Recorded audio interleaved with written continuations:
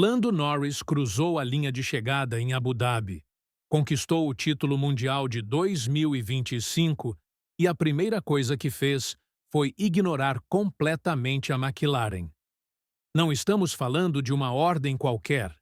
Estamos falando de um pedido direto da equipe que acabou de perder 30 pontos por uma falha técnica semanas antes. Mesmo assim, Norris acelerou, rodou os pneus e fez o burnout mais desobediente da temporada.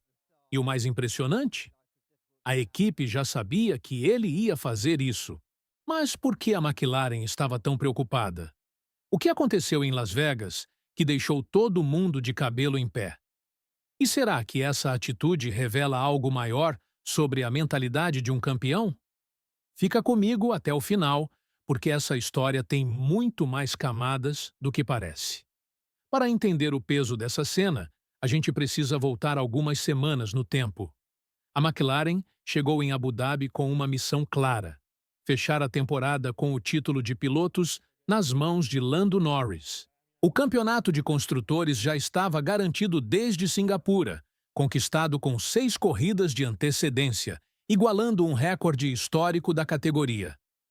Parecia que tudo caminhava para um final perfeito. Norris liderava com folga, Piastri vinha logo atrás, e a McLaren dominava o grid como não se via há muito tempo. Mas aí veio Las Vegas, e com ela, um dos momentos mais tensos e dramáticos da temporada inteira. Na corrida sob as luzes de Sin City, Norris e Piastri cruzaram a linha em segundo e quarto lugares. Um resultado sólido, suficiente para manter a vantagem no campeonato. Só que a festa durou pouco. Horas depois da bandeirada, os comissários anunciaram algo que ninguém esperava. Ambos os carros da McLaren foram desclassificados. O motivo? Desgaste excessivo do assoalho. O bloco de deslizamento, aquela peça que protege o fundo do carro, estava abaixo do limite mínimo permitido de 9 milímetros. No carro de Norris, 2 medições estavam fora do padrão. A parte dianteira direita marcou 8,88 milímetros. A traseira direita, 8,93. Já no carro de Piastri, foram 3 medições ilegais. Resultado? Norris perdeu 18 pontos. Piastri perdeu 12. E Verstappen, que venceu a corrida com autoridade, subiu para apenas 24 pontos de diferença. Imagina o clima dentro da McLaren naquele momento. A equipe, que parecia absolutamente imbatível, viu o título escapar por causa de milímetros. Milímetros! Não foi erro de pilotagem. Não foi uma estratégia furada. Foi uma falha técnica que custou caro demais. Se o assoalho tivesse apenas 1/10 de milímetro a mais, nada disso teria acontecido. É o tipo de situação que tira o sono de qualquer engenheiro e que deixa qualquer chefe de equipe em estado de alerta máximo. Quando chegou a hora de Abu Dhabi, a McLaren não queria correr nenhum risco. Absolutamente nenhum. Zac Brown, o chefão do time, deixou isso bem claro em entrevista depois da corrida. A ordem era simples. Nada de exageros. Nada de forçar o carro além do necessário. E, principalmente, nada de burnouts que pudessem comprometer o peso dos pneus ou causar qualquer problema técnico. Parece exagero? Talvez pareça. Mas depois do trauma de Vegas, qualquer precaução era pouca. A ferida ainda estava aberta. Só que Lando Norris não é exatamente o tipo de piloto que segue ordens sem questionar, especialmente num momento como aquele. Ele tinha acabado de conquistar o primeiro título mundial da carreira, o momento mais importante da vida dele. Anos de trabalho, de sacrifício, de frustrações acumuladas. Tudo culminando naquela volta final em Yas Marina. Quando a mensagem chegou pelo rádio pedindo para ele tirar peso dos pneus e evitar burnouts, Norris simplesmente ignorou. Acelerou, travou, fez o carro rodopiar e soltou toda a emoção que estava guardada. Zac Brown admitiu depois que 100% esperava que Norris fosse fazer o burnout. Mas mesmo assim, a equipe tentou alertar.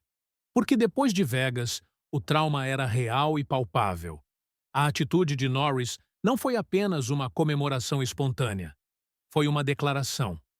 Uma forma de dizer que ele não ia deixar o medo ditar as regras do jogo. Que mesmo depois de quase perder tudo por uma falha técnica, ele ainda era capaz de viver o momento intensamente, de sentir a vitória na pele. No fim, deu tudo certo. O carro estava dentro do peso. Não houve nenhum problema técnico. Mas e se tivesse dado errado? E se o burnout tivesse causado alguma irregularidade? Será que Norris estaria sendo celebrado ou criticado? É uma linha muito tênue, e ele escolheu cruzá-la sem hesitar. Mas tem outro aspecto dessa temporada que merece atenção especial.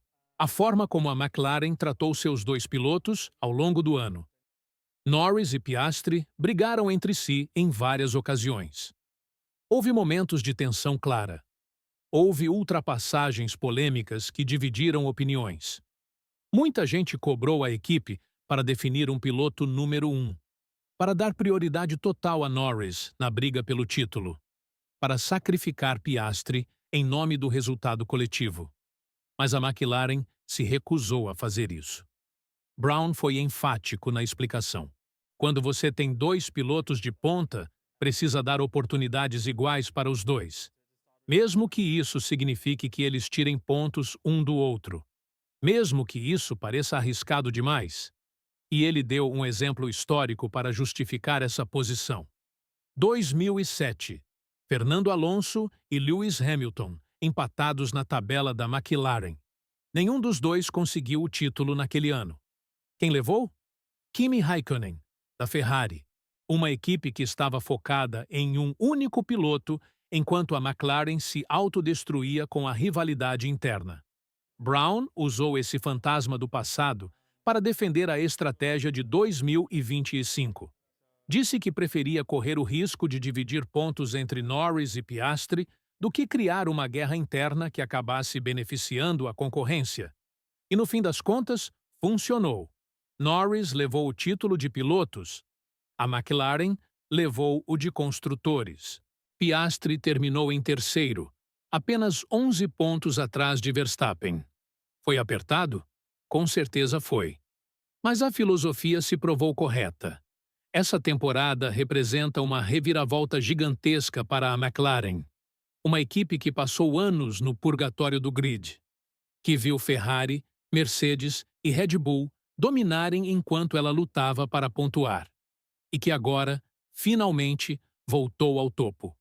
Com um piloto campeão mundial. Com o título de construtores no bolso. E com uma dupla que promete brigar por muito mais nos próximos anos. Lando Norris é o símbolo máximo dessa reconstrução. O cara que chegou à Fórmula 1 em 2019, cheio de talento, mas sem um carro competitivo. Que passou anos fazendo o melhor possível com o que tinha. Que viu colegas de geração ganhando corridas enquanto ele lutava pelo meio do pelotão. E que nunca desistiu. Quando o carro finalmente chegou, ele estava pronto. Enfrentou Verstappen de igual para igual. E levou o título para casa. Mesmo depois de quase perder tudo em Las Vegas. Mesmo ignorando ordens diretas na volta da vitória. Isso é o que separa os bons pilotos dos grandes campeões. Norris podia ter seguido a ordem da McLaren. Podia ter voltado para os boxes em silêncio e esperado a confirmação oficial. Teria sido a escolha segura e racional. Mas ele escolheu viver o momento com toda a intensidade que a conquista merecia. A temporada de 2025 vai ficar marcada na história da Fórmula 1. Pela ascensão da McLaren, pelo título de Norris, pela desclassificação dramática em Vegas e por aquele burnout em Abu Dhabi que ninguém conseguiu impedir. Agora fica a pergunta no ar. Norris vai conseguir defender o título em 2026? Verstappen vai voltar com tudo? A McLaren vai manter esse nível? Só o tempo vai responder. Se você curtiu essa análise, deixa o like, se inscreve no canal e ativa o sininho. Comenta aí embaixo o que você achou da atitude de Norris. Ele estava certo em ignorar a McLaren Ou deveria ter sido mais cauteloso depois do susto de Vegas? Quero saber a opinião de vocês. Nos vemos no próximo vídeo.